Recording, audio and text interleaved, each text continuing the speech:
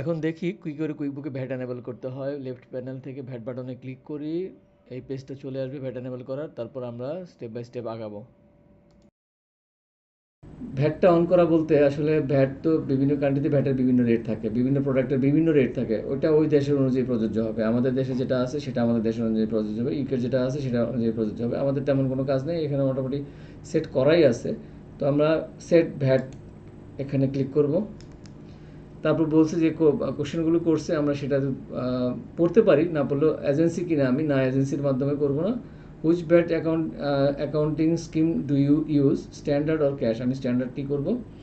আদার VAT option flat rate scheme, আমি যদি একটা সেম রেটে ভ্যাটটা আমার অ্যাপ্লিকেবল হয়ে থাকে অর্থাৎ সেলস এবং পারচেজে, তাহলে এটা আমি টিক মার্ক দিয়ে দেবো। তো আমি এটা করব না, কারণ আমার বিভিন্ন পণ্যের উপর বিভিন্ন ধরনের ভ্যাট রেট থাকতে পারে, তো আমাকে অ্যাপ্লাই করতেই হবে। এনিওয়ে আমি এটা ট্যাক্স নেক্সট করি। What is wrong 9 digit VAT digit, এই আমাকে একটা ভ্যাট ডিজিট নাম্বার দিতে হবে। ঠিক আছে, আমি একটা নাম্বার দিই, V12345678, ভিটা ক্যাপিটাল, আচ্ছা ভিটা স্মলারই থাকুক। 9 ডিজিটের একটা ভ্যাট নাম্বার দিতে বলছি, দিলাম।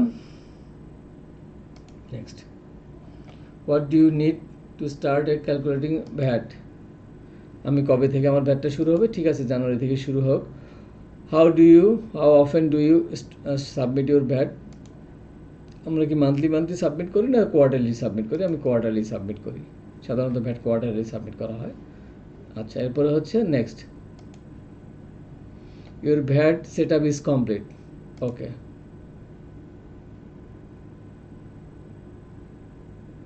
এখন বলছে আমি ভ্যাটটা কি আমার কর্তৃপক্ষের সাথে সরাসরি অটোমেট করতে চাই কি না। আই ডোন্ট নিড এমটিডি, অর্থাৎ আমি যে যদি এমটিডি এনেবল করি তাহলে আমাকে আর ভ্যাটের কোনো স্টেটমেন্ট তৈরি করা লাগবে না, অটোমেটিক আমার বুকে কুইকবুকে যত ভ্যাট তৈরি হবে সেই স্টেটমেন্টটা অটোমেটিক কর্তৃপক্ষের কাছে, অথরিটির কাছে সাবমিট হয়ে যাবে যদি আমি সেট আপ এমটিডি করি। আই ডোন্ট নিড এমটিডি, আমি ম্যানুয়ালি কাজ করব, ওকে। ইফ, এরপর প্রশ্ন করছে আবার I don't need set up MTD, I don't need, কিন্তু এবার I don't need set up MTD, এটা আপনারা করবেন না, একবার করে ফেললে কিন্তু আবার এটা রিভিউ করা যায় না। I don't need MTD, got it, done. দেখেন আমাকে ভ্যাটের একটা ইন্টারফেস নিয়ে আসছে। তো আমি চাইলে এখানে ভ্যাটটা এডিট করতে পারি, আমরা একটু দেখি।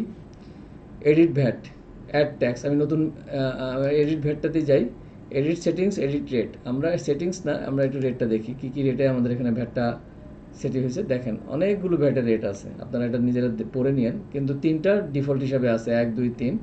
এটা হলো 20%, এটা হলো এক্সামটেড, এটা হলো 0%, আরেকটা আমরা এনেবল করি, এই 5% যেটা আছে এটা আমরা এনেবল করে দিই। এটা আমরা মাঝে মাঝে আমরা 5% করবো, এক্সাম করবো, 20% করবো আমাদের নিজেদের সুবিধার জন্য। ভ্যাট এনেবল হয়ে গেছে আমাদের। অ্যাড ট্যাক্স রেট, এর বাইরে যদি আমি আরও কোনো অতিরিক্ত ভ্যাটের একটা রেট তৈরি করতে চাই তাহলে অ্যাড ট্যাক্স রেট ক্লিক করলে আমাদের হয়ে যাবে। তো আমরা এর বাইরে তো করবো না। দেখি আমি ক্লিক করে দেখি কী হয়েছে। আমার ট্যাক্সের নাম দিতে বলছে, এবিসিডি একটা কিছু নাম দিতে পারি, ডেসক্রিপশন লিখতে পারি, এটা কিসের উপর হবে প্রযোজ্য হবে, সেলসের উপর না পারচেজের উপর, আমি দুইটাই দিতে পারি, নাও দিতে পারি, আমি দুইটার একটাও কিছু করব না, আমার এটা প্রয়োজন নাই। ঠিক আছে, ক্রস দিয়ে দিলাম। আচ্ছা, এবার আমরা আগের মেনুতে ফেরত যাই যেখানে ছিলাম, go back to VAT sales income, এখানে আসলাম। এখানে ভ্যাট রিপোর্টটা থাকবে, আমরা যদি ভ্যাট কোনো সেলসের উপর ভ্যাট হয় সেখানেও আমরা দেখতে পাবো।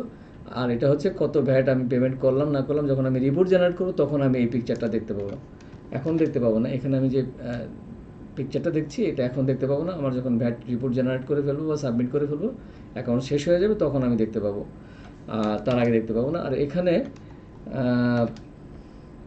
এখানে আমার ভ্যাট ডিডাকশন হইলো কত, ভ্যাট কালেকশন হলো কত, ভ্যাট পেমেন্ট হলো কত, অর্থাৎ বিক্রি করলে আমি তো ভ্যাটটা আমি রেখে দিব, আর কিনে থাকলে আমি ভ্যাটটা দিয়ে থাকবো। তো বিক্রির সাথে কেনার একটু অ্যাডজাস্টমেন্ট হয়ে যাবে, সেটা এখানে রেকর্ড থাকবে, সেটা আমরা পরে দেখব। ঠিক আছে, তো আপাতত অ্যাড ট্যাক্স তো কিছুক্ষণ আগে দেখলাম, আপাতত আমাদের এখানে আর কোনো কাজ নেই, আমরা ড্যাশবোর্ডে চলে যাই। আমরা ড্যাশবোর্ডে চলে যাই। এটা হলো কুইকবুকের ড্যাশবোর্ড। মোটামুটি আমাদের কুইকবুকের মেনু পরিচিতিটা সব শেষ, আশা করি আপনারা বুঝতে পারছেন। আমরা পরের পর্ব দেখব কীভাবে ব্যাঙ্ক স্টেটমেন্ট আপলোড করতে হয়। ব্যাংক স্টেটমেন্ট আপলোড করা দিয়ে আমাদের মূলত কাজটা শুরু করব। তার আগে হয়তো একটু আলোচনা করে নেব।